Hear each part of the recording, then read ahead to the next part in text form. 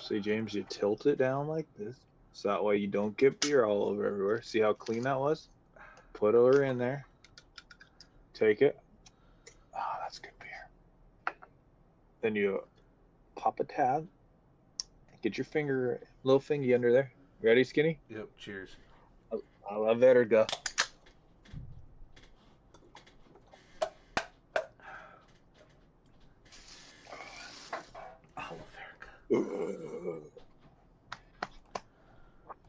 Oh, Oh, oh, that hurt. It's cold as fuck.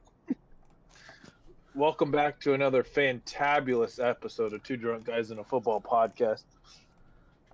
Oh fuck, I might yak, dude. Oh, that was bad. I think that one hit you pretty fucking hard.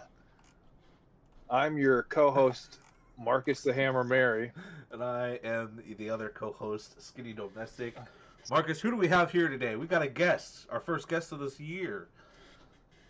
James Maroney. How you doing, buddy? Well, I'm doing great. Just living life like everybody else. Hey, he's a State fan. Hell yeah. He is a big State fan. Dude, he watches all the games. Wow. At least Yeah. I've been watching the games. At least somebody watches the games.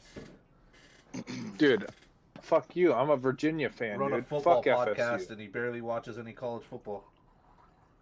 That's not true. I watch Virginia, dude. We have a good episode. We have news, of course, which a lot of devastating news, either as a fan or fantasy football fan.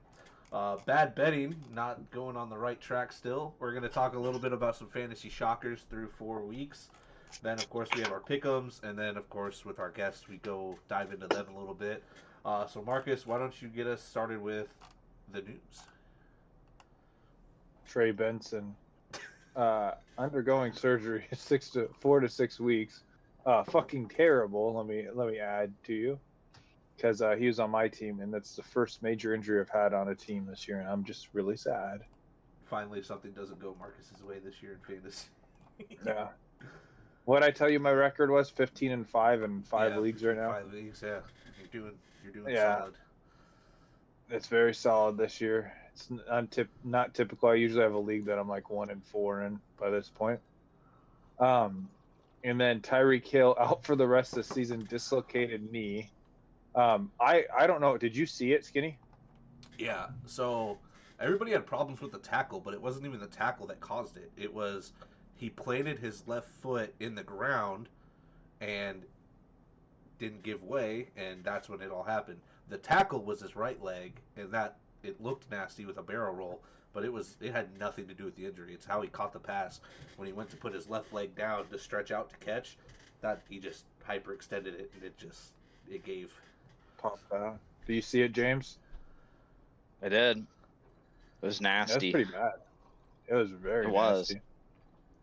But, he took it like a trooper, though, because he rode off on the cart, and he was smiling, you know what I mean? Like, he knew he'd hurt himself pretty good, but, he was a trooper about it, not letting it drag down the game or the team, but... He's going to be like, he's probably like, wow, now everybody can really see how much of an impact I made on this Dolphins team, even though he was only going 6 for 60 most games. But he's probably like, yeah, they're going to suck ass now. Except for Devon Achane, baby. Darren Waller might be back too, dude. He looked good. Darren Waller is back. He did look good. 2 touchdowns off three catches. He did look really good. I don't know, man. It's pretty bad. Like I know we talked about it. It was kind of a hot topic today, obviously, because that father dropped him in a dynasty league, and everyone called collusion. Not everybody called collusion. Relax. But Skinny cleared my name. He's like he couldn't have colluded. I made sure of it. No obstruction, no collusion. That's all I know. You are inevitable. But I'm inevitable, but realistically, his career could be over. He could never play football again. He's someone that talked about retiring at 30. Yes, 30. Like, no, I'm serious. I'm not joking with you. Alex Smith should have never played football again. Went in his last season, went 5-1 as a starter. Nick Chubb should have never played football again. Currently averaging 4 yards per carry behind the worst offensive line in the NFL right now. Okay, question for you though. If Tyreek Hill is out right now, is he a Hall of Famer? Yes or no? Yeah. Both of you guys. James, I would say you think he's a Hall of Famer? he'd become a Hall of Famer. I think so James, too. you I mean, think he's got a Super Bowl with Kansas City and Patrick Mahomes. You know, he's had a pretty legendary career. He's been a standout. I'd say, yeah, he's a Hall of Famer. But my guess is he probably doesn't retire. He probably wants to win another Super Bowl. Let's look at his stats. I think he becomes a Hall of Famer. I've never really. He arguably was a top receiver every year. You want his stats? I'll pull them. 11,000 yards receiving. Young Tyreek Hill was a freak. Like, he was amazing. Yeah, he was a Pro Bowler every year besides the last two. He went for almost 1,800 yards, 13 touchdowns. I mean, let's compare it to... Did you know he almost has... Is that real? So, okay, we're going to compare him to Julio, because this is just a guy that currently is not a Hall of Famer yet, but was arguably one of the best at, the last 15 years or so. Julio has played in 21 more games, has 100 more receptions, 2,000 more yards, almost 20 whole touches, 17. I'll give you the exact number: 17 touchdowns less than Tyreek. And then Tyreek clearly has like rushing yards and rushing touchdowns and punt returns and all that. He also has a I know it was bad for Julio. And Hill also has more All Pros than Julio does. So if we think Julio's a Hall of Famer, I'd probably say Tyreek Hill deserves to be a Hall of Famer. First ballot, no, but I think he deserves it. Yeah, he did really well. Are you not on the train with him, or do you think he gets No, I think no. It was just a question. I think he will be a Hall of Famer. I never was on Tyreek is Justin Jefferson, Jamar Chase level good, but well, you also have to think. I feel like they don't do the NFL Hall of Fame like the NBA does, because it's not the NBA, it's the Basketball Hall of Fame because of everything that counts for it. But I feel like with how some of these people like Edgerrin James got in, I feel like they're starting to like loosen up some things in terms of letting people into the Hall of Fame too. I think if you have 10,000 yards rushing or receiving as a running back or wide receiver, you probably are close enough to having a Hall of Fame career. That's the yard margin, and then if you get close to 100 touchdowns, that's a touchdown margin. You get close to some of these things. It's like a quarterback has to at least have 50,000 yards passing. Yeah, no, I agree. And I would imagine, like having a good character, you know what I mean? Not, stirring the pot. No legal troubles probably goes a long way too. Yeah, that's and Tyreek Hill's never. Oh man, he's never broken his kid's arm or been in the news for whatever reason. Doesn't have all those children with different baby mamas, and allegedly isn't taking care of some of them or whatever. And that Antonio Brown, though, man. Yeah, well, he's a Hall of Famer no matter what. 100%. 100%. Antonio Brown. People just think of him about the CTE. Antonio Brown by far. I take Antonio Brown over Julio 5 days out of the week. I feel like a lot of it he just played into because he's like he just made more money off of it probably because of it. Yeah. People think you're crazy, act a little crazy, and people are going to buy into it. Your name's going to stay in the media. Yep. Do you have any more news? I know you're the news guy to start it off. Okay. Malik Neighbors, torn ACL, done for the year. Everyone's sad about Malik Neighbors, dude. That sucks ass. Yeah, stupid. He catches them all. Well, and like fantasy wise, I have him in fantasy. I just traded him in a dynasty, so it works out a little bit for me right now, at least this year. But it's just sad to see him go, man. Imagine if Jackson Dart didn't throw that terrible pass Malik Neighbors would still have a knee that works. Blame it all on Jackson Dart. Gosh darn it. Bucky Irving has a foot sprain, so he is projected potentially not to play this week. So that's something to watch out for. In Big That's Two, my when he's team. been taking like 70 to 80% of the workload at running back. Dude, he is the number one back. He is by far. I'm not gonna lie to you. Based off of how this year goes, which he's been doing okay, but I could just see the volumes there, and the touches will get more valuable as the season goes on. The offensive line's kind of rocky a little bit with some injuries and whatever, but I could see him being a top 3 pick next year. Yeah, with how things are going, and as long as they either don't bring anybody in, or White's still there, and White clearly hasn't done anything to take any touches away. So yeah, No, and I saw. Did you see the 80-yard or the 75-yard touchdown he had? Yeah, like fucking crazy, dude. He was getting guarded by a linebacker, guys. Relax. I hope a running back can do that to Hey. a linebacker. Oh, okay, yeah. Dylan Gabriel is officially QB1 for the Cleveland Browns. Joe Flacco ain't got it no more, baby. Keep losing, you might as And well. you know what? I know. I love that he beat the Packers. He was like, "Hey, you can't do it," but I'm sorry, but it's just so awesome that he did that. But yeah, you have these two young guys. You might as well start looking at who's going to be your future guy. Start seeing what they can give you. I mean, this quarterback class seems like it's going to be a lot better than last year, so might as well see what you got. I mean, exactly. I would hope that Shadir gets to play as well. Well, the other one, too, is we're 4 games in. If Gabriel doesn't do anything over the next 4 to 6 games, well, then let's play Shadir and see what Shadir can do us for the last half of the season. So, I like it. It's a good chance. It's a good chance for the Browns to see what they got for a quarterback. Oh, yeah. Plus, Shadir and Dylan Gabriel are both very high, accurate quarterbacks for what they did. And I'm an Oregon fan, so I want to see an Oregon Duck quarterback be elite. Even though you would be an Oregon even though he bounced fan. around and played for other teams too. But I'd like he finished with the Ducks, all right. This is big for the Chargers. Joe Alt has a sprained high ankle sprain, and they're already down. So now they're down their 2 starting tackles, and you can notice it this last week against the Giants that they were missed heavily because they were getting pressured. Dude, Jackson Dart posting a picture of Madison Beer on his story, then deleting it and beating fucking the Chargers. That was kind of fucking crazy. I'm not gonna lie.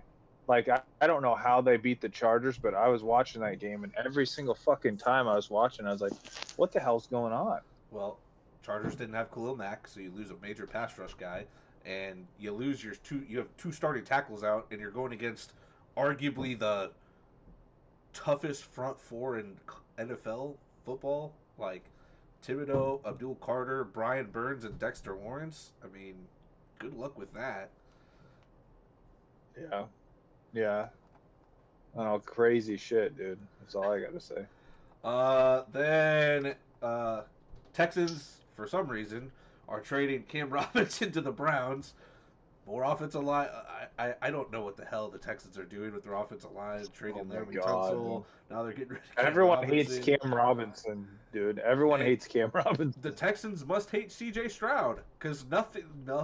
I was watching videos this last week, and there was a play that there was 4 offensive linemen guarding 1 guy, blocking 1 dude, and 2 of them weren't even touching him. They just looked at him to go help out block him, while the 2 edge rushers went untouched. What are we doing? That makes sense. C.J. Stroud. If C.J. Stroud is not injured by the end of this year, I would be shocked the way that offensive line has been playing, and he is getting hit and rocked and beat up, and it's not like he's a 6'4", 240-pound quarterback either. These hits are going to be adding up here pretty soon. That's why they've been losing games. Their line has been terrible. God awful. And then the last one I have for player news is Ravens defensive tackle Nnamdi Madabuke has a neck injury, so their defense has not been good Not this year. not a bouquet. We have Mr. Bob over here is asking Myers, Sutton, Adams, Igbuka, PPR pick 2. Thanks. I'm gonna go Sutton. So and Myers Igbuka. or Sutton? Myers, Sutton, Adams, and Igbuka. Need 2 of them. I'm gonna go Igbuka and Sutton. Those are my 2. I don't know, dude. I would take Mbuka. Mbuka's good. I mean, you gotta also know that people are coming back. I'd take Mbuka. I kind of like Myers, but I also isn't Adams feasting this year though too. I mean, Puka's outshining him clearly. Puka is, but I think that he's kind of up there. Cortland Sutton, man. Bro, I've never been a good Cortland Sutton guy because the one year I was on him, he got fucking hurt. Let's see. Cortland Right Sutton now, has who put up. is?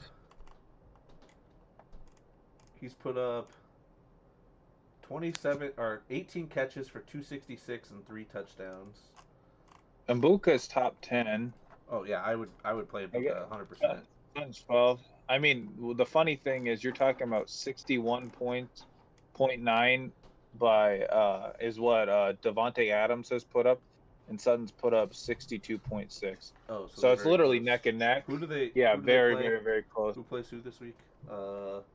San Francisco on Thursday night for the divisional game, and then the Broncos play Philadelphia. Oh yeah, never mind. Do not play Cortland Sutton. Yeah, don't play Cortland Sutton. I forgot that he plays. Give me Adams, and give me Mbuka. Yeah, 100%. And Mbuka, dude, is just like he's the number 1 on that offense right now.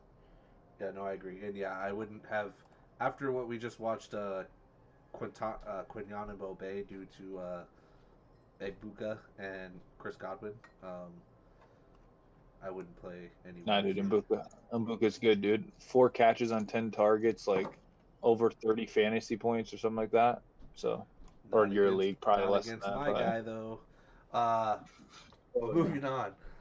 College news: Virginia upsets number 8 FSU 46-38. That game was wild. Marcus was probably in the corner just beating his meat watching that shit. I don't get it. The year you choose a team that was just ass the last year is now ranked top 25, upsets number 8 FSU. What kind of fucking witchcraft are you pulling over there in your fucking house, dude? What the fuck? As Charlie Sheen said, winning, baby. I don't get it, but they're balling out. Their quarterback looks good. Their defense is playing at a high volume. They have a great run game going. Man, I'm excited to see what they do now. Right now, the ACC is Miami or Virginia's, which they play at some point, I think, don't they? This year, maybe they don't, but Miami Virginia ACC matchup might look pretty good for that conference. Could make the college football playoffs if they keep winning out. Yeah, we could, dude. Yeah, we could, and I'd be fucking hyped, man. Gotta go back to Virginia to watch the game. Nope, could have been a James Madison fan, dude. Number 11 Indiana defeats Iowa 20-15. Was 20-13, but they took a safety to run off the clock. It's a lot closer than I thought the game was going to be. I thought Indiana was the way they steamrolled Illinois. I thought they were going to be able to steamroll Iowa. Number 14 Iowa State defeats Arizona 39-14. Fuck Arizona. Go State. Go State. Go State. Still undefeated, looking good. Arizona State upsets number 24 TCU 27-24. Dude, I watched that game, the beginning of it. I thought TCU was just gonna dominate, and then I turned back to it later. I was like, oh shit, what the hell's going on? What happened? Fucking that's right, dude. Cam Scattaboo, baby. They know how to breed running backs in Arizona State. Oh my goodness. Well, the quarterback's the one that he's like a projected potential NFL quarterback. Number 6 Oregon upsets number 3 Penn State 30-24. I knew I should have picked Oregon, but I picked Penn State because they're at home. Their head coach is ass against teams that are in the top 10. He cannot beat a top 10 team to save his life, and it's so crazy to me. You have such a good team. Drew Allaire is a first-round quarterback draft pick potentially, and he didn't look like it. So, ass, dude. Bob asked another question. What do you think about Ertz? Should I pick up Pitts next week? If Jane Daniels plays, play Ertz. Ertz gets a lot, but Pitts has actually been low-key good. It's the year that everyone's like, I'm off Pitts. He's been all right. I don't know what tight end is he this year. I actually am kind of interested because I don't have any shares of Pitts this year or Ertz because I never. I know you do. I know you do, and I know Ertz has been really well. I can't get off of Ertz. It's crazy. All right. You just can't quit him since he left. So Pitts is a top 10. He's over Bowers right now. Holy shit. So they're kind of all the same. Pitts is 46.5, and then Ertz is 42.9. You ready for the trade on the year? You ready for the trade that Austin just sent me? I received Carson Wentz. He gets Amari DeMarcado.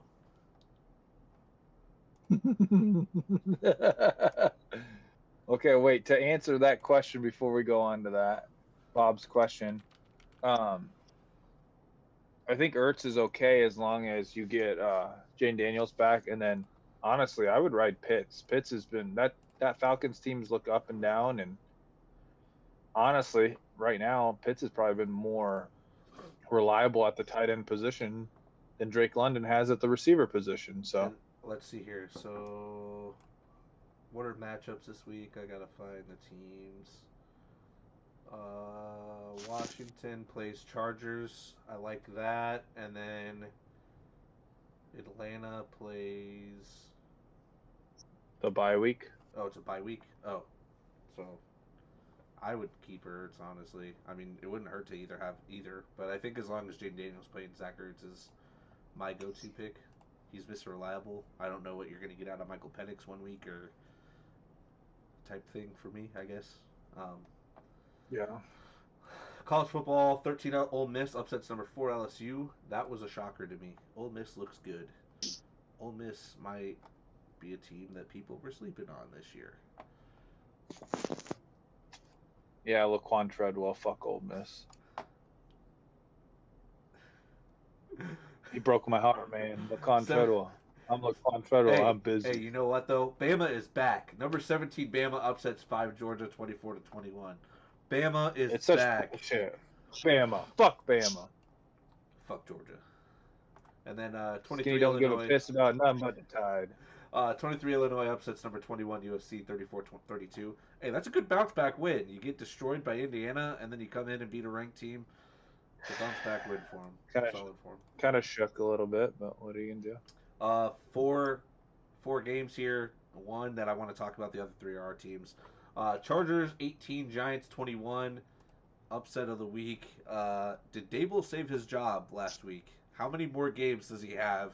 Does he, because of this one win, does he stay coach for the rest of the season, or if it still crashes? If they can win 7 games this year, I think he might have saved his job. But it's very at the slimmest of margins. But what's his face has to look good. Jackson Dart has to look serviceable. He looked good. I mean, he played good, but the way he plays and the way he runs, I don't know. They play the Saints this week. They could definitely win that game.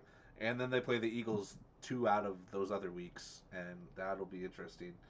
I think that the Giants probably got to beat the Saints for that guy to keep his job. That's ungiven. Like, he's gonna have to win that game. Beat the Chargers, but lose to the Saints. Yeah, it puts you right back on the hot speed. I'd say fairly quick. Oh, 100%. Vikings 21, Steelers 24. You didn't get to watch some of that game because of flag, but no, I got to watch some of it. So I thought we were going really well when we ran down the field and what did we do? Oh, we sacked Rodgers on the first play. And I was like, oh, it's gonna be great. Like, it's gonna be a great game. Our like 3rd string fucking defensive tackle has been really good this year. He's like number 60 something. I don't know his name, but I'm just like, holy shit, he keeps making plays. Like that's gonna be a household name here in a year. But yeah, the Steelers fucking suck. I just want to put that out there. Like they let us stay in that game and we shouldn't have. Like as a Vikings fan, this is no excuse at all. Our offensive line is dead, dude. Everyone keeps dying. Yeah. Our all-pro left tackle was hurt at the beginning of the year, which he tore his ACL last year, and Christian Darrisaw. Okay, that's fine. Then fucking on a kick or on a fucking field goal attempt, fucking Brian O'Neill gets hurt. I don't even know what happened with that, if he's gonna be okay or what. I haven't seen anything about it. But Brian O'Neill is another all-pro fucking tackle, and then our all-pro center, Ryan Kelly gets hurt. Our rookie fucking right guard or left guard gets hurt. He didn't play the game, so we're literally down three starting offensive linemen. And how are we going to move the ball? How are we going to do anything? And they let us in there, and they let us. I mean, at one point it was 21-6. Yeah. And we kept creeping down. And if Carson Wentz didn't suck so much ass, we probably would have won that game. We shouldn't have. Fuck you. Some of those picks weren't his fault. Carson Wentz spent a lot of time on the ground. He got sacked like 7 times in that game. Yeah, he did. But... And I told you that one, the one where I don't know what the hell your offensive line was thinking. TJ Watt went unblocked. Literally, they run a play action pass, backside TJ Watt unblocked. Carson Wentz turns around and just fucking dies because of it. That was so bad. But Addison's first game back, he had 8 targets. He looked good, had over 100 yards. And then, that's promising for you guys. If you guys can keep the pass game going, just block guys like TJ. Get it to JJ. Just get it to JJ, bro. And block guys like TJ Watt on the end. I think you'll be fine. One stat about that, though, is Isaiah Rodgers on that DK Metcalf touchdown ran 23.32 miles per hour, which is the fastest that they've recorded in Next Gen Stats, by the way. Isaiah Rodgers. I don't know. Yeah.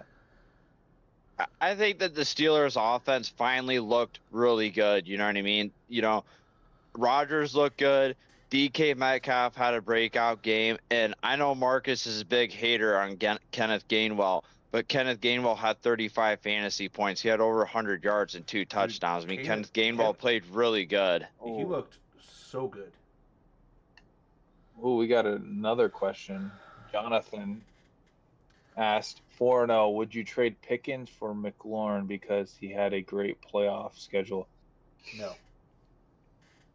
I wouldn't. I would keep Pickens, man. I'd keep Pickens. That Dallas team. After how Pickens played against the Packers, he looked damn good in that game. Damn good. And here's the thing. Think about that.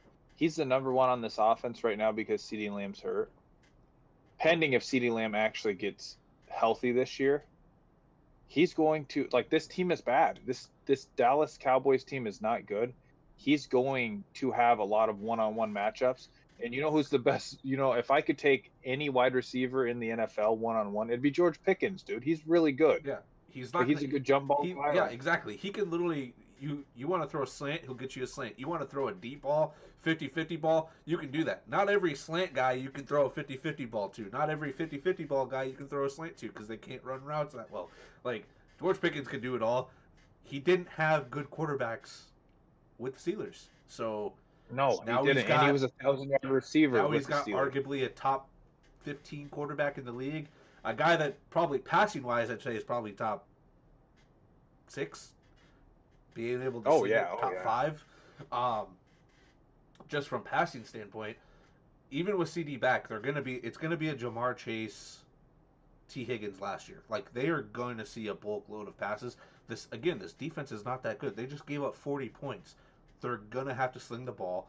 You can't always throw it to CD. You can't always throw it to Jake Ferguson.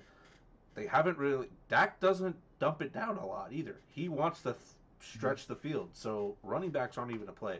I would 100% keep George Pickens. Terry McLaurin is a hit or miss. The first month of football is over, so we have a quarter of the season. Football is about 4 months long. For fantasy football-ish, give or take. If you look at it, okay, It's been a month. Who's the number one receiver on that team right now? On the Washington. Is it Terry McLaurin or is it fucking Deebo Samuel? Because Deebo Samuel has been eating for them and looks a lot better. Yeah, probably Zach Ertz, yeah. I don't know. I honestly don't. Wide receiver, yeah, Deebo, but Zach Ertz. Deebo right now is the best value on that team. He's looked the best. I mean, I haven't seen a lot. And then also they're using the hell out of Luke McCaffrey now, so yeah, interesting a little bit, but yeah. And Luke looked pretty good in the Atlanta game too. But just to go back, circle back, what you said about George Pickens, Marcus told me this the other day. You know, George Pickens is looking to get a big contract at the end of the year. He's got every reason to make this a standout. This is a make it or break it, die on this hill year for him. So I think you keep him. There's no doubt you keep him, or trade for him. We got some more questions. Bob Hope, you guys are great. A sub. This sounds crazy. Hertz or May, and Ryland or Myers kickers. Sorry, I have to win. Thanks, guys. Hey, we understand. We're very competitive and want to win every week. Every week. So matchup, Hertz. If we're going matchups this week, Hertz, we said plays Denver, and then May plays. Why can't I find their schedule right now? Oh, Buffalo. I would play Drake May. Denver's defense is solid. What do you need though? I guess that's the question to me. Like Drake may have a higher ceiling right now, but the floor is way lower than I would think. But I think against Washington, they're gonna have to throw the ball, or not Washington, Buffalo. They're gonna have to throw the ball. He is a top. Drake May right now is top 10 fantasy wise quarterback. Yeah, no, he is. It's not like he. I just think with all of the. I agree. I think with all of the downsides of the Eagles right now, this is going to be a game that we probably lose because we've had everything, in terms of all the badness, we've had everything go right per se, but nothing still is clicking. You know, we're winning, but nothing's clicking. Here's why I don't think so. What is the weakness of the Broncos? And I hate the Eagles, but here's my devil's advocate to it. The Eagles cannot stop the run. What are the Eagles, or not the Eagles? The Broncos cannot stop the run. What are the Eagles really good at? Running the ball. You know what Jalen Hurts is good at? Running the ball. Fuck it. Jalen Hurts. Go Eagles. Fly Eagles fly. Play Jalen Hurts. We're gonna. I think this week I would play. If you need something, I feel like Jalen Hurts is a safer play than Drake May. Drake May also is going against a Buffalo team that can score a lot of points, high octane offense. So, then, I don't know. He said Myers or Ryland for kicker. I'd play Myers. Myers is the Seahawks kicker, I believe. I'd play the Seahawks kicker against the Bucks. That offense is rolling. I don't even know who's the Ryland kicker for. I don't pay attention to kickers enough. He is the Cardinals kicker. I mean, I'd probably play the Cardinals kicker considering and they play Tennessee. They can't score touchdowns. They play Tennessee though, so they're going to be able to. All right, play Ryland. They'll be able to move the ball a lot easier against that defense probably. We'll see though. I'd play Ryland and then do Hurts, and then we got another question, and then we'll keep moving on. So he was asking about Pickens and McLaurin. He's the 10-team team, 3 wide receivers. He's got Mahomes, St. Brown, Sutton, Pickens, Wandell, Ellamore. He lost Tyreek. He's got Josh Jacobs, James Cook, Jordan Mason, Sharp, and then both Arizona running backs. And then he's got Hawks and Pitts, IR, Benson, Coker, any upgrades. And honestly, that's a solid team. I don't know what you could really go and get. St. Brown and Sutton and Pickens, that's really fucking good. Yeah. And you have Wandale Robinson, who should probably be the number 1. Backup quarterback. I mean, you have Holmes. And then Benson and Coker, I think, are going to be solid for you, too. Coker, especially with, there's not a clear number wide receiver, too, for that Panthers team. And Jalen Coker is supposed to be that. Yeah, I don't. There's a couple ways to play it, John. Honestly, if you have a team that's stacked, So it's a 10-team league. If you could take someone, if you're comfortable with, getting rid of like a Josh Jacobs and upgrading another position, you could. Like, that's how I look at it, is if you're 4-0, you could sit here and you could stay the same and just ride out that team. But you could also take a little bit of your depth if you feel comfortable with it, and taking that and really getting a superstar. If you'd be willing to, I don't know who would be a superstar right now. Say you could take like a Gibbs, go get, like, if you wanted to truly upgrade, take Josh Jacobs and go try and get Bijan. You package deal that clearly. Like, you go and get Gibbs or Bijan, those guys that package him with like a Pickens or something, and go get Bijan. Yeah, slightly higher, but yeah. And then his wild conspiracy is Buffalo and the Eagles both go undefeated until they play Week 17. Dude, that'd be crazy. That would be fucking nuts. Crazy. That would be crazy. I don't know if the Eagles, as much as I love my Eagles, the way they have played has not been enough to secure me that they're going to even get close to being that, but no. They've won, but it hasn't been dominant fashion. But the other thing too is that's the scary part, is they've won, they're 4-0, and they've beaten 3 playoff teams, and they still haven't looked like as good as it could be. Speaking of them, Eagles 31, $25. $25, sorry. We blocked the punt TD. We just start off the game. Blocked the punt, took a touchdown. That was great. And then, Quinyano Bay, man. 2 catches for 6 yards on 9 targets. Locking down. Quinyano Bay, is that what they're saying? That's funny as hell. That's what Eagles fans call him, dude. It's so funny. Dude, he's looked good. He's been good. Right now, our biggest thing on defense is our DB2, since DeJean plays the nickel. And then offense just trying to... said the same thing last year. The play isn't always sustainable, but it just worries me. It just always worries me. It's one of those things. First of all, I'm a hater because Skinny loves the Eagles, so I love to hate on the Eagles. But it's hard because once you have a top 3 offensive line in the league, you have honestly the best running back in the league. Hasn't played well either. Like, they have not played. No. That offensive line has not played well. And you have, in my opinion, one of the strongest rushing quarterbacks in the NFL, and that includes, I'm thinking of Josh Allen in there too. Like, he can, if you need 5 yards, he's probably as strong as like a LeGarrette Blount at this point, dude. Like, he just lowers his shoulder and gets it. Like, it's hard to beat that team. On top of it, like, they don't use them, but they probably have a top 5 to 10 receiving core too.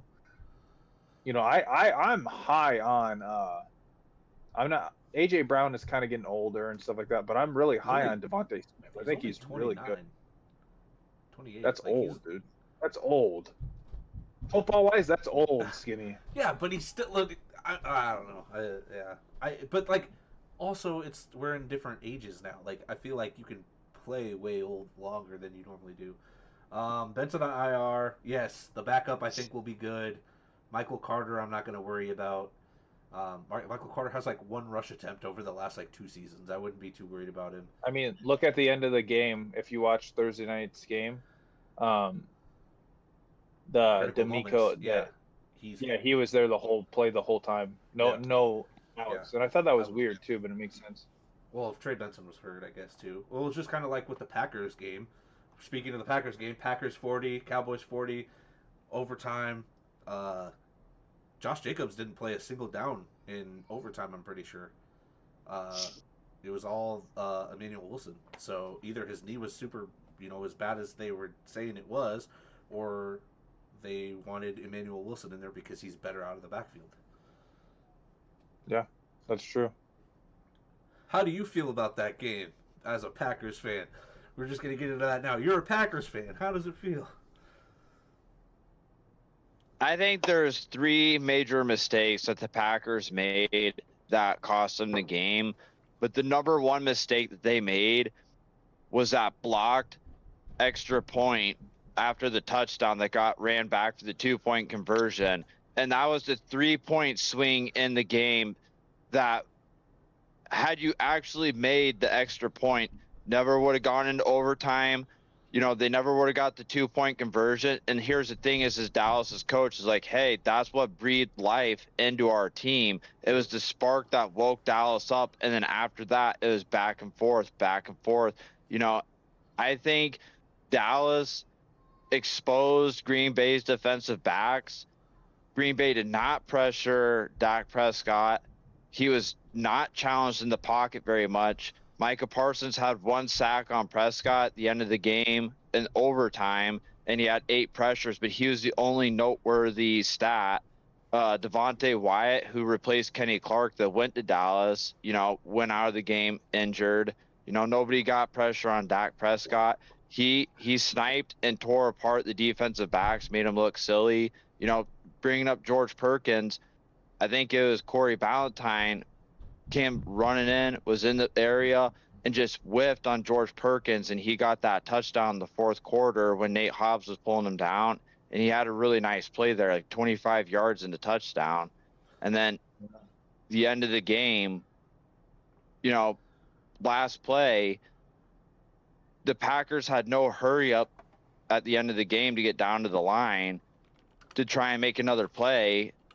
And what saved them was the fact that Jordan Love threw the ball, hit a Dallas player in the back, and it stopped the game with 1 second just to tie it. I think that the Packers got a lot to improve on, especially with special teams. Yeah. Yeah. I mean, the Cowboys shouldn't have been in that game, to be honest. No, like they were up what, 2 possessions, 3 possessions at one point even. Like they broke away for a while. What I thought was very impressive was, because he hasn't been utilized much, was Matthew Golden on that key fourth down that the Packers needed in overtime. Jordan Love threw it to him. He caught it. That's a big play as a rookie to be making when you haven't really been involved in that offense at all. But yeah, it's one of those where I feel like you get your foot off the pedal. You get a little bit more too conservative in your play calling because you don't want to risk anything, but then you get too conservative, and then next thing you know, the team's right back in it, and you go to overtime. I mean, I know it's a tie, but it's a loss on the Packers' end. You gave up that huge lead, you let them come back, and now the Cowboys have one less loss than they probably should have had. In a division that the Packers are in, that tie could be the make or break of first, second seed in that division, because of that win would have pulled them over the Lions. So Certainly. Go Packers, go Josh Jacobs. I'm a big Josh Jacobs fan. Speaking of I am overtime, one question I wanted to talk about with that is, should the NFL have ties with overtime? When 10 minutes are over, should we tie, or should there be a way to officially end a game with a clear winner and loser? I think that they should do the overtime rules now. Play that other quarter of overtime, give everybody a chance to score. If everybody scores a touchdown or kicks field goals and you're tied at the end of it, I think it goes to sudden death, and you flip the coin again for possession. I'd be okay with them doing like a college overtime type deal. So go ahead. Oh, sorry. I agree with the college football thing. Yeah, I think they should do something like that, because we've watched it evolve, and I think that's where it's going. Once I started watching football, people could get the ball in overtime, kick a field goal, and win. Then they didn't like that, so they said if you kick a field goal, you get a chance to score a touchdown. Now it's both teams get a chance to score the touchdown, and then if they both do that, then next points win. I just feel like the evolution of it is it'll eventually become like college football overtime, which it should probably at this point. Yeah, like 10 minutes. Why do 10 minutes when you could? I feel like that 25. I think with NFL you maybe start them back at the 40. Start them farther back, maybe even the 50, because of how good field goal kickers have been in the league.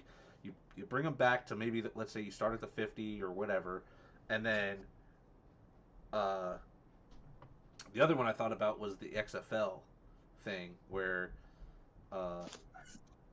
not exactly like the XFL, but you go do the 4th and like 15 or whatever, but like you get stuck in a situation that like you have to beat all odds to do, to get in a good position. Mhm. But yeah, college makes the most sense. Do something like the college, start at like the 40 or 50, that type of thing. I think it'll also go by quicker too. You don't gotta waste. I was up till 11:15 watching that game. I made a mistake. I was so tired after. Hmm. I was like, wow, I stayed up this late for a tie. Wow, so fun, so lovely of me. Um, but fuck the Cowboys. I need them to. I really need the Packers just to beat them. We them boys. Bad betting. We went 2-2 last week, so not terrible, but not good. Regular season, we're currently 6-10, so we need to not the week 3 0-4 really is screwing us right now. So we really need to bounce back. Right now, this week, we're doing Dolphins -1.5, the Cowboys -2.5. And then we're going to take the Giants money line and the Bucks money line because they're both not favored to win against their teams. And if you wanted to parlay that together, it'd pay $10 would pay you about a 177 if you want to get into that. With that, James, I know we've already talked about you being a Packers fan. We're just going to dive into you a little bit. I guess the biggest question is, what's your football background and how did you become a Packers fan? And how did you become a State fan, I don't know if I have a very interesting football background, but I was born in Kansas City. That's kind of where I got, the Chiefs from. And, sometimes you just pick things up from your father. And my dad is from Iowa. He's from the Ames area, and his team was the Packers. So it's just been a family tradition. Like, hey, we watch the Packers on Sunday and we watch Kansas City on Sunday. And my family's gone to Iowa State for school. So, of course, I'm going to be an Iowa State Cyclone. But, you don't root for Iowa State because they're a football powerhouse. That's a new thing. I mean, Iowa State had garbage fucking football forever. And it really hasn't been until I can't remember Ding Dong's name. What's the coach for Iowa State? Campbell. Matt Campbell. Yeah. Until Matt Campbell came to Iowa State, there really wasn't good football. Everybody liked Paul Rhodes, but he just didn't put together a good team. But he was the Obama of college football. He was a nice guy. Everybody liked him, but maybe wasn't the best. Yeah. But yeah, I mean, hey, it's a good comparison. There's nothing better than watching football on Sunday. I mean, it's an American tradition. Everybody likes watching football on Saturday, watching college football, Friday night lights, watching high school football. I mean, this is just an American tradition in the fall. You know what I mean? You get the football turned onto the TV, you host a party, have people over, have a few beers, make some chili. Hell yeah. Damn right, dude. Speaking of Paul Rhodes, dude, I beat his son in track, dude. Derek Rhodes, hell of a high hurler, but dude, couldn't beat me in a 400-meter relay. Wow, look at you. Look at me. Fucking up his son. With the Packers, who would you say is your all-time favorite Packer, and then your least favorite?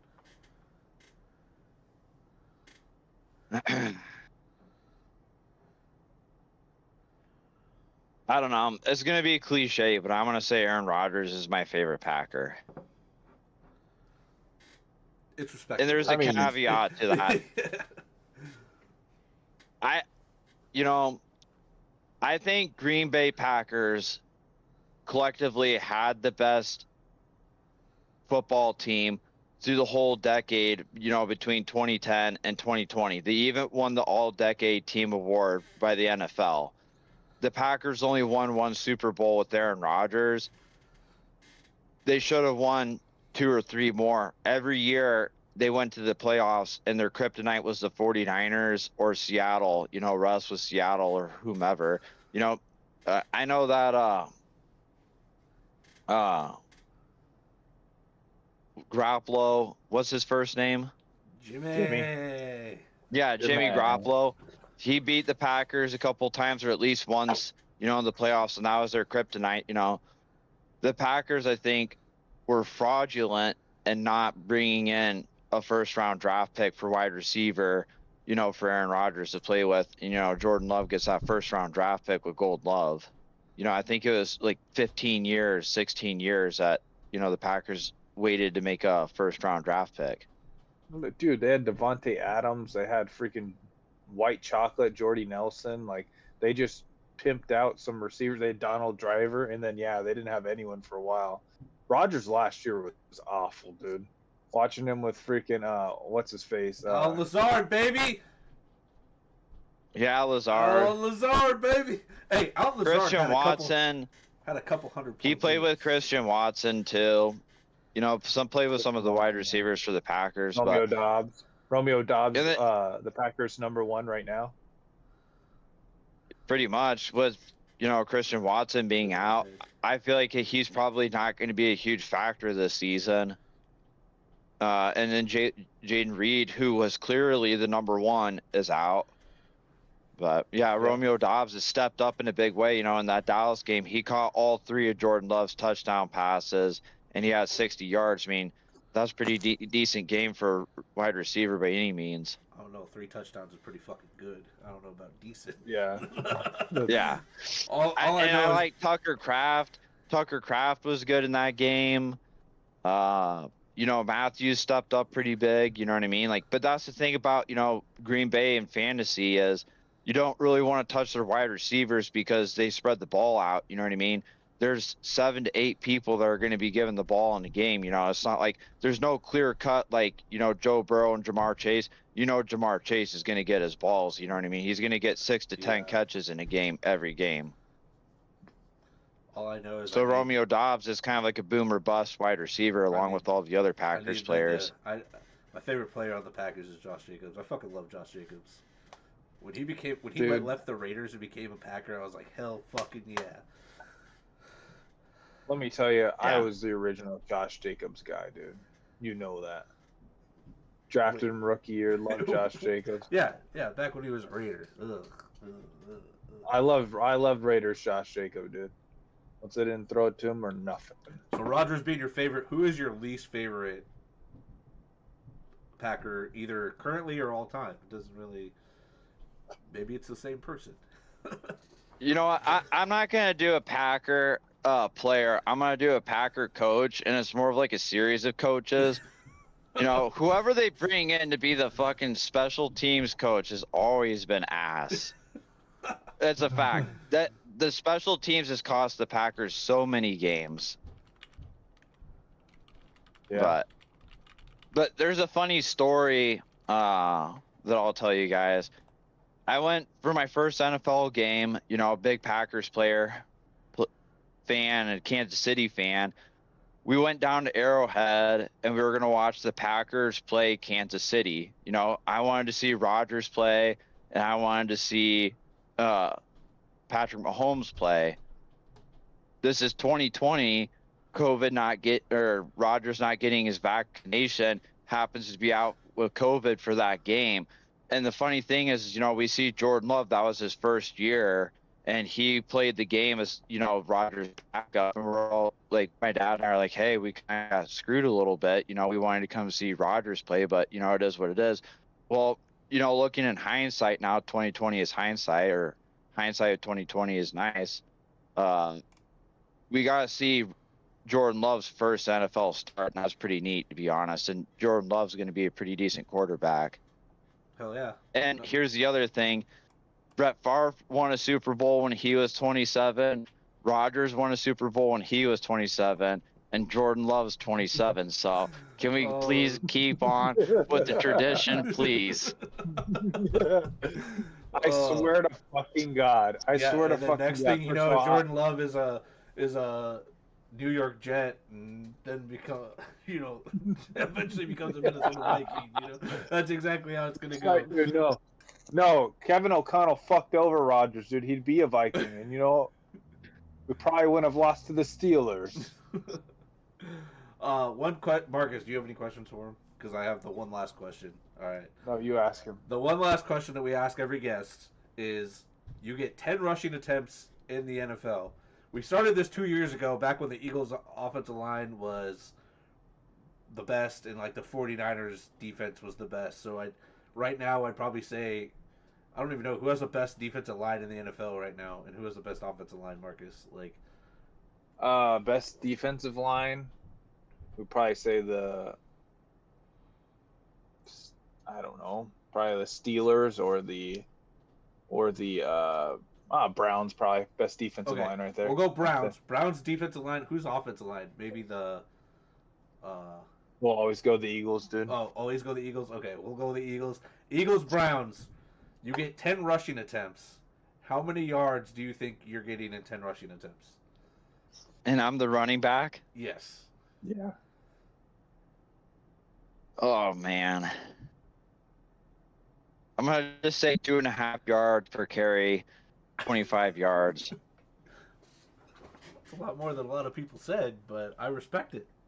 Marcus thinks he's going, what was it, 100 yards or something? Like you're taking it for a touchdown? No, I said like 40 yards, and you were like, "That's crazy." No, you said some ridiculous ass number. No, I said like 40 yards, and you said I was high. I was like, give me a yard per carry. I'll get 10 yards. I'm a bigger dude compared to all y'all. Like I can at least like lean forward and get that yard. Oh, we got another question in the chat, Skinny. Would you do Amarion Hampton and Worthy for Taylor and Wandell PPR? That's a really hard question because Amarion Hampton's on the up and up, but if you go Amarion Hampton for Taylor, I'd probably take Taylor, even though I like Amarion Hampton a lot. But then if you go Worthy for Wandale Robinson, especially with the offensive line, considering like the Colts offensive line is good and no injuries, major injuries, while you're dealing with some shit in LA now. But Worthy, dude, he can't. Dude, his shoulder's fucked. Yeah. Well, I honestly might take Wandale for Worthy right now, just because someone's got to get the ball in that offense. We all know Darius Slayton's going to be wide receiver 1. All right. Yeah. I think honestly, I'd probably do, if I was getting Taylor and Robinson or Wandale Robinson, I'd probably do that. I like Amarion Hampton. I do feel like he has really good like value over the season. I think he's going to keep getting better just because they're using him in the passing game, they're using him in the running game now. 2 dud weeks and 2 weeks of really, really good fantasy production. But I'd probably take Taylor and Wandale Robinson right now. Yeah, I would agree. I would agree on that 100%. Moving on, we're gonna go to our just quick shockers. I don't know how many you did. I know you sent me a huge list, but I just kind of put mine together, so it's either being high or being low. Why don't you start with your first shocker, and then we can kind of go from there. I did overachievers, and mine's got to be Quentin Johnston. Like, I thought Ladd McConkey was going to be the number 1 wide receiver in this offense, and he's not. And he's one of my people that I would say is an underachiever. He's wide receiver 51, is Ladd McConkey. Quentin Johnston right now is wide receiver 3. What? Or 4, depending on your format. Yeah. I do all my shit based off of PPR. I don't do standard league stuff. So PPR, yes. He is a fucking monster. He's been doing really well, and they said it all at training camp, and sometimes you think it's just coach speak, like, oh, Quentin Johnston's been here, we had a first round pick in him, yada yada yada, whatever. But I don't think they were lying. I actually think Quentin Johnston's good. So yeah, I think he was just fucking around, for a couple of years. Let everybody get their guard down on him. It'll be interesting to see. I mean, Keenan Allen's performing way better than everybody else thought, and yeah, McConkey is definitely taking a backseat to be 3rd overall. Oddly, but the biggest problem is Keenan and him played the exact same. You keep saying about Hunter Renfrow though, or not him? They're comparing him to Hunter Renfrow, which is fucking hilarious because it's 2 wide receivers. But hey, Hunter Renfrow's a better route runner. That's true. My shocker is Drake May being QB5. If you would have told me Drake May was going to be fantasy quarterback 5 at this far, I would have left. Top 20, maybe, but top 5, crazy. He's putting in some work. Now, if that could translate into some wins for the Pats. That doesn't look good for him, but who would have thought? And Stephon Diggs has been looking good, and I got a lot of Stephon Diggs. Who would have thought Drake May would have been a top 5 fantasy quarterback? Who would have thunk it? Not a single person. No. Drake May's look good.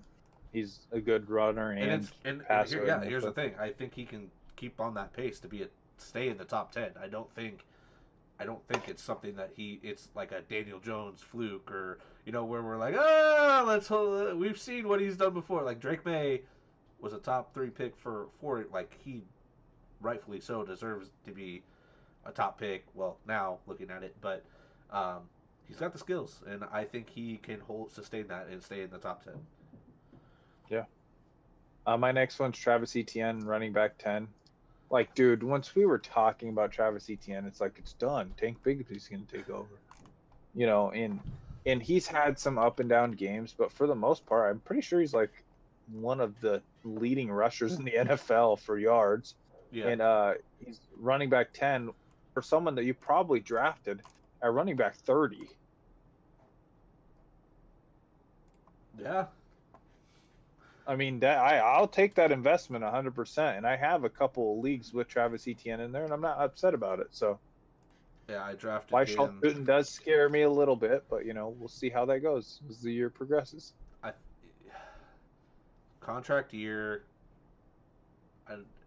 gotta earn it. And here's the thing: it's not like he's making big plays. Like he's turned some runs into huge plays. He's breaking out. He does not look like the Travis Etienne we watched last year.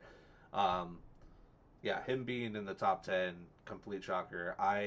Like I said, I drafted him last year in the second round, and he completely hosed me hard. And it's been nice to have him on my roster now, at least this year. And I think it's sustainable. I think that offensive line's playing a little bit better than they did last year, and Trevor Lawrence is showing that they can't keep relying on him to throw the ball to win games, so they're going to resort to the run game. And Travis Etienne is showing that he can take on that workload and make those big plays that you kind of need to get your offense going and score those long touchdowns. For me, fantasy shocker number 2 is David Njoku being this one's more of a underachiever in a sense, I guess. Yeah, underachiever. Yeah. But he's tied at 19.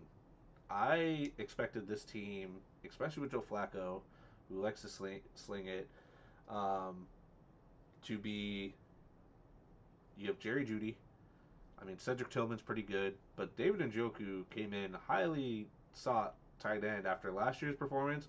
And then if you remember all the way back in 2023 when Joe Flacco was quarterback, he had 7 or more targets every time that Joe Flacco was a quarterback, and or like Fanning has just eaten it up. Yeah, though. Fanning is definitely taken into account of playing time, but last year he had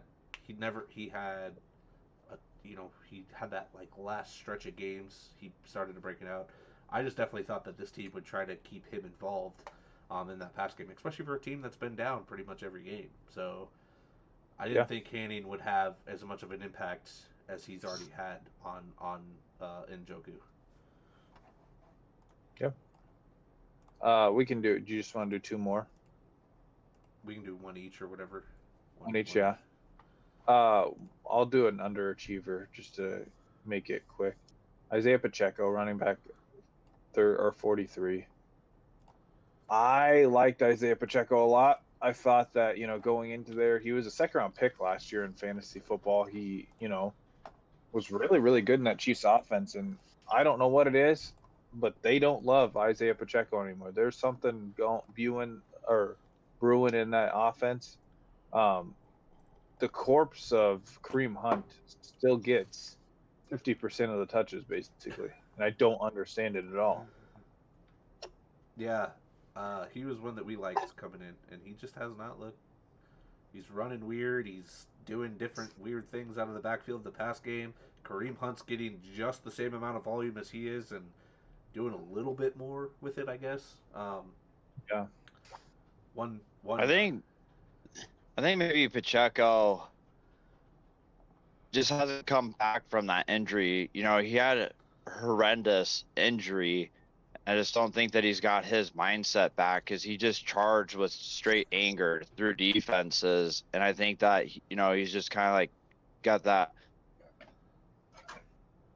self-conscious awareness not to get injured again, whether he's thinking about it or not. I think it's just a mental aspect that he hasn't recovered from getting hurt and being out all of last year. Yeah, I could see that too. Right now, I've seen Kamara potential trade talks, but I don't think that's going to happen. I don't know with how Kendra Miller's been playing. I mean, you watch those games every single time I look up and there's a big run. It's not Kamara. Yeah, Kamara's Not more Kamara that. at all. Kamara's definitely the pass guy at this point. Like, what was it last year? He was getting like, he was scoring like 15 points, and 8 of them were just from catches. You know, like he definitely started to that. But Derek Carr was just peppering him though. Yeah, yeah. My last one is a shocker, a good shocker. Is Jake Ferguson is currently tight end 1. It's been nice. I like Jake Ferguson. I have Jake Ferguson. I love me some Jake Ferguson. I knew he was going to be involved in the pass game because Dak likes him, but I was not expecting him to be putting up the numbers that he currently has. He's had 13 targets, 14 targets, 13 catches. Like, he's getting some big volume in games. Red zone target favorite. You know, like, I know CD's out, so it probably impacts a little bit, but even when CD was in, he was still getting 7 targets a game. Right now, it might not slow down. I don't know if it's going to slow down. You guys, you know, you would think that guys like Brock Bowers would be up there. I mean, Trey McBride's up there too. But yeah, give me some Jake Ferguson. He'll be a top. He'll stay up there, top 3, top 5 by the end of this year still. And if he stayed number 1 all season, I wouldn't be shocked by it either. Especially with how like Brock Bowers has not been used in Vegas. I think part of that has to do with his knee injury, though. Yeah, well, and Mike Bride still doesn't have a passing touchdown. You know, like a catch for a touchdown. Like, he's still putting up those numbers, but it's still odd that a guy that had 1 touchdown 2 years ago, 3 touchdowns last year, and now still 0 through week 4, who arguably should have more.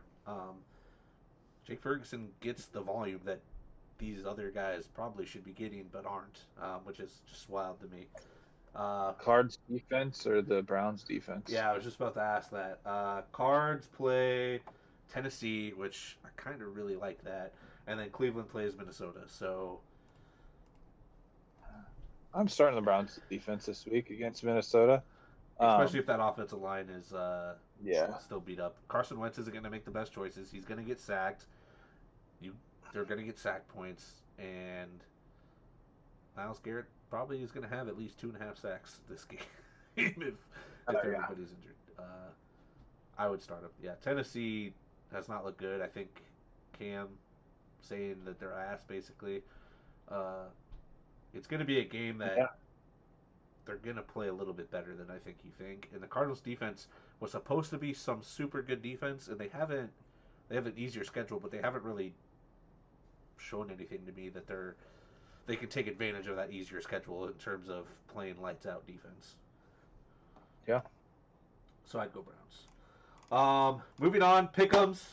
College. We'll start with college. We have 4 games this week. Last week I went 3-4 on pick'ems, so I'm currently 16-12. Marcus, you also went 3-4 last week, so you are also 16-12. This week, so James, you also get to pick with us this week. Oh man. Okay. I don't know why my computer does this. It's so weird. Okay, so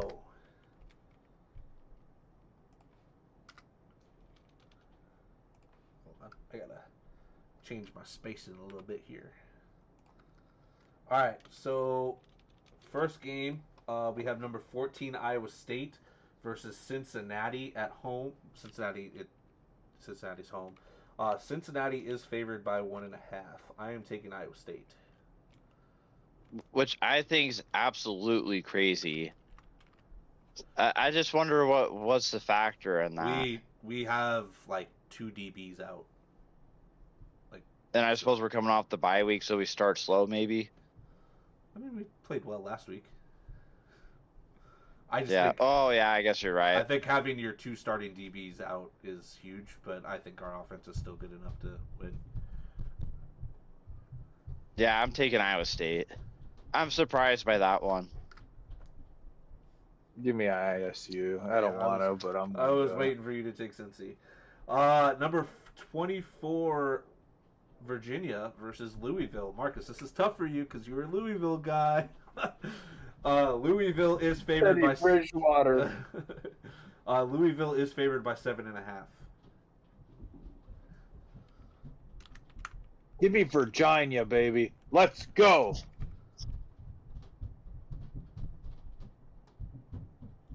I'm taking Virginia. Sorry, I type out your guys' answers so I can make sure. What's Louisville's record? Let me look. Doesn't matter. Don't care.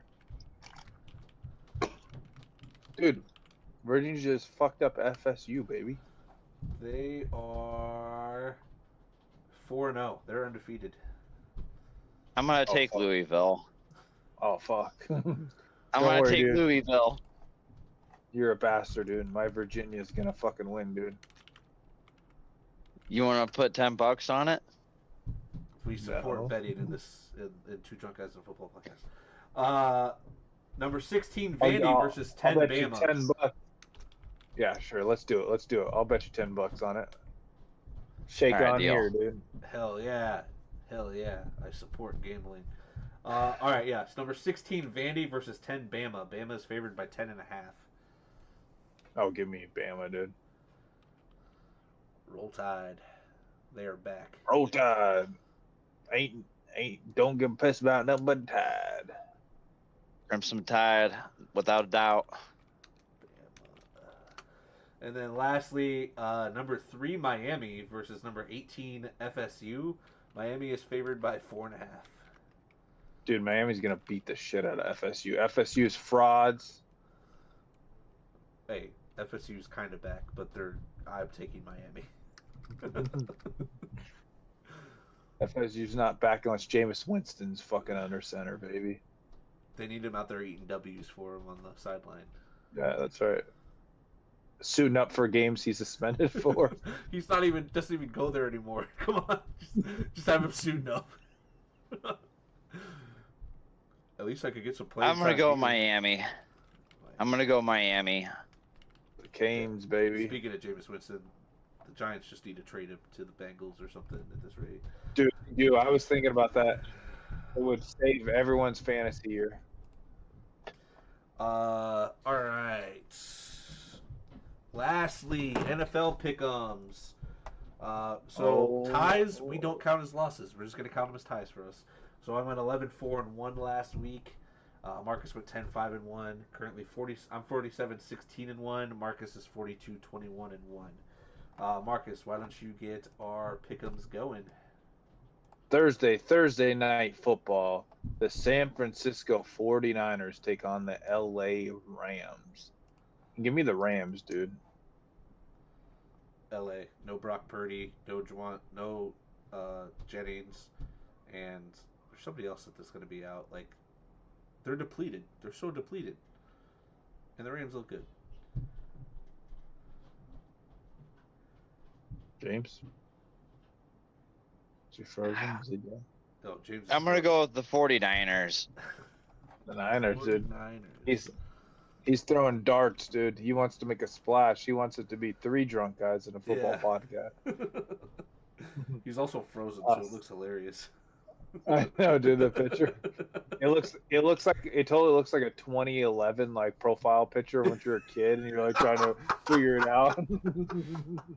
Hey, I'm just like the video's paused because I'm not as cool as you guys. I'm using my phone to look up the schedule so I can be on the same page. Oh, okay. Fair.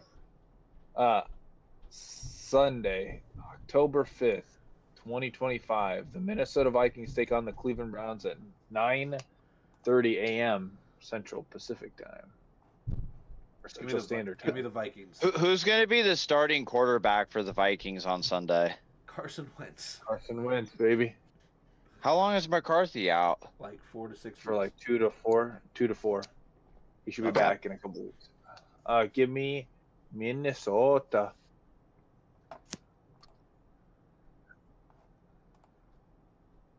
Minnesota wins. Dylan Gabriel is not going to win his first start. Do it, James. I know you want to project your Cleveland Browns. There's no doubt that it's going to be the Vikings. There's no doubt.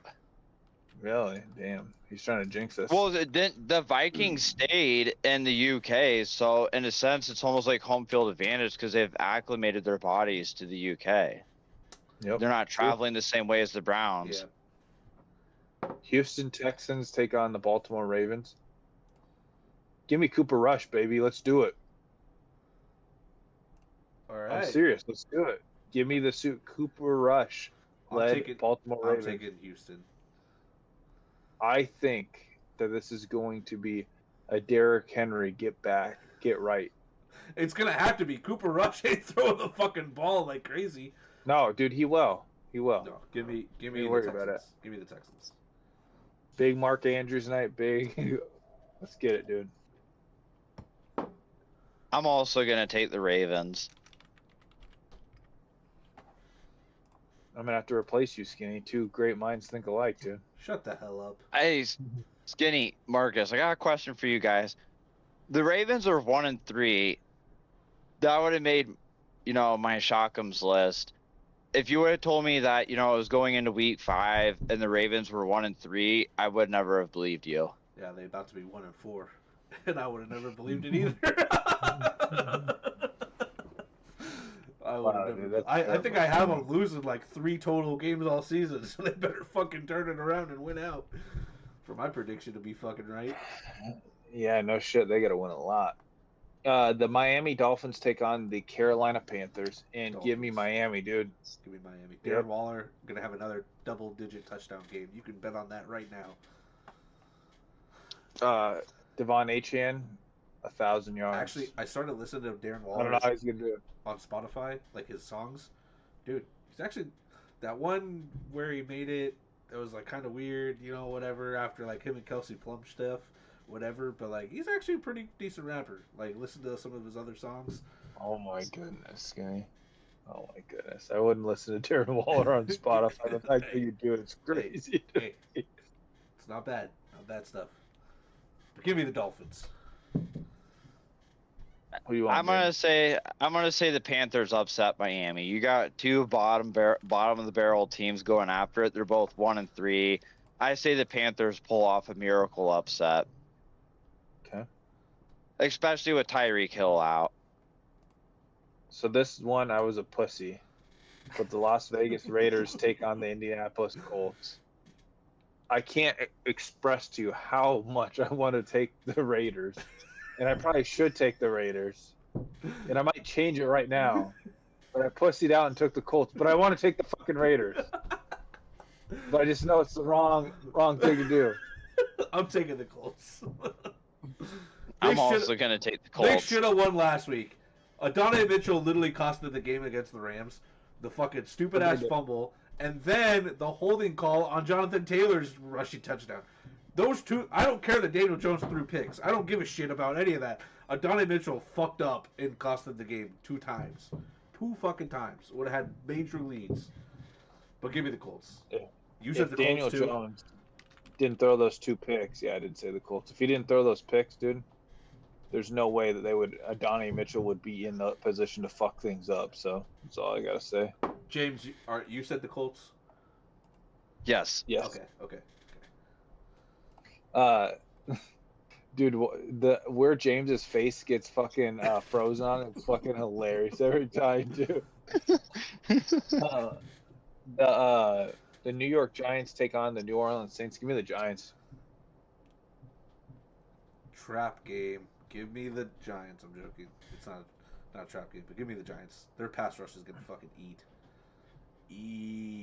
And Eat. the Saints need to lose so they can get their quarterback of the future. So they're kind of a little bit tanking, just a little bit. You don't think Rattler's going to be the quarterback of the future? Fuck no. When you can go get Nussmeier next year in the draft.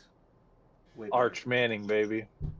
Nussmeier. I also agree with you guys. I'm taking the Giants. I think the Saints probably got to be the worst team in the NFL right now. Titans might be able to take the cake, honestly. I need to see it. I need to see that in a Sunday night football game to tell you which one. Yes. What better than like a week 18 Sunday night football, last game of the year, just the two worst teams battling out who can play the worst to get the number one pick. That's what we fucking need. That's what we need, brother. The Dallas Cowboys take on the Jets. Give me the Cowboys. But wait. I want to just say this because we didn't get to talk about this fantasy football. I don't want to talk about it. The Jets. I cared about one thing. I cared about one thing and went to bed, and that was it. And I got the one thing I cared about, so I could go to bed. No, I don't even think James knows this. So, James, Sunday night, I was down 40 points. I had Breece Hall in our Dynasty League, Breece Hall and Justin Fields.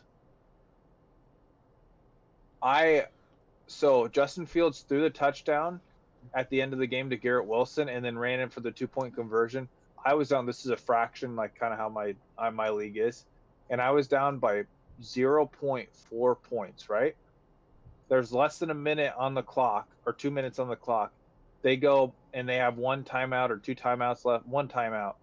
And they stop the clock. So they stop Miami. Miami kicks the ball. There's 10 seconds left on the clock. They literally break it down.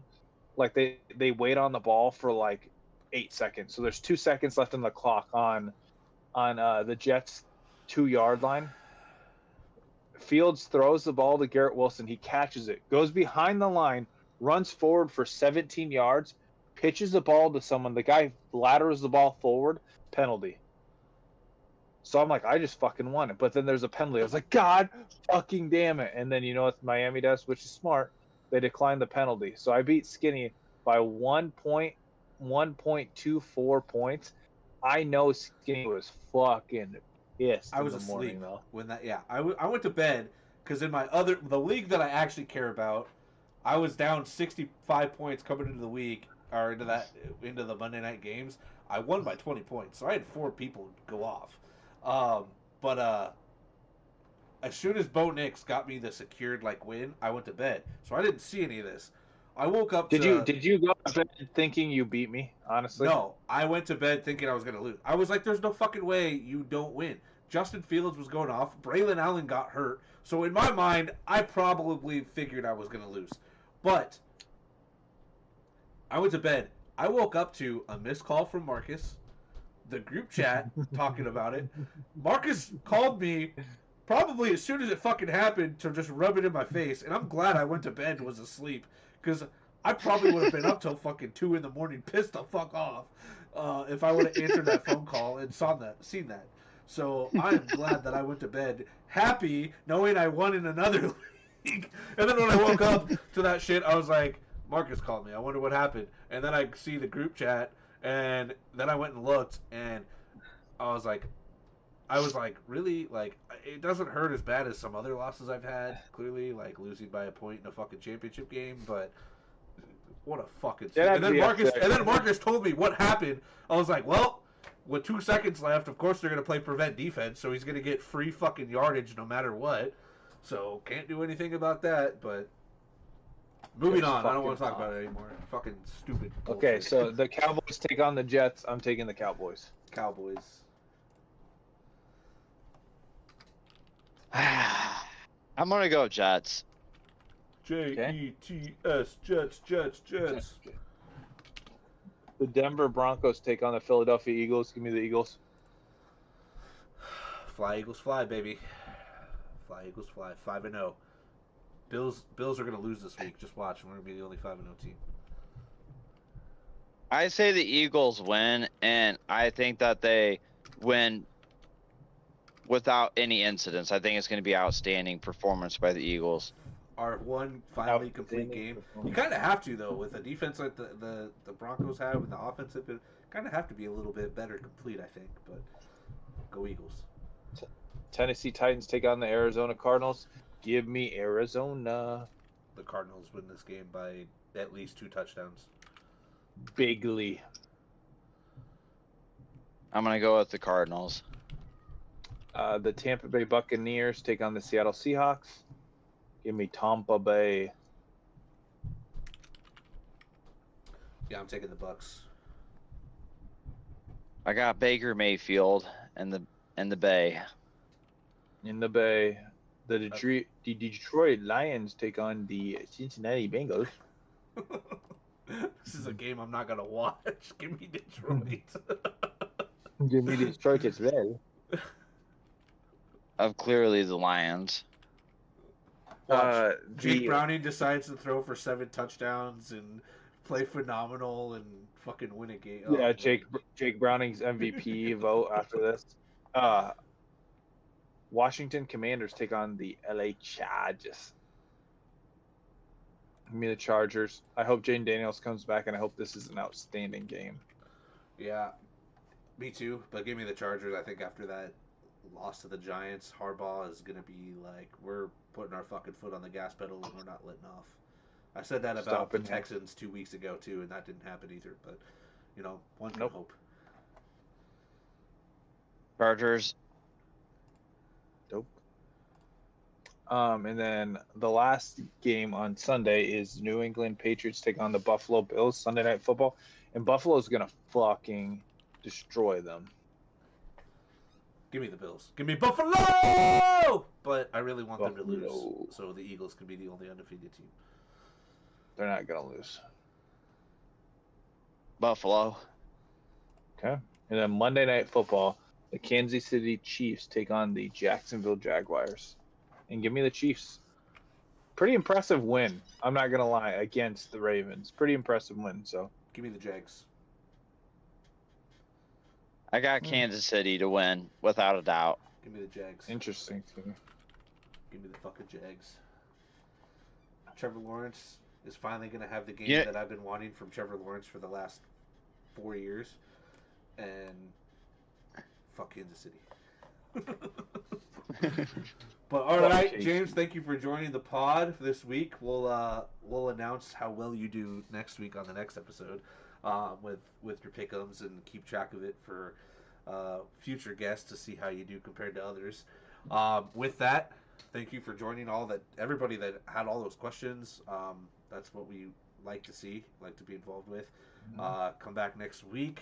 Enjoy the week of NFL and college football. Make sure to follow us on X, TikTok, Spotify, Facebook, anywhere Instagram. You get your podcast needs. Not Apple Music, guys. We're not on that.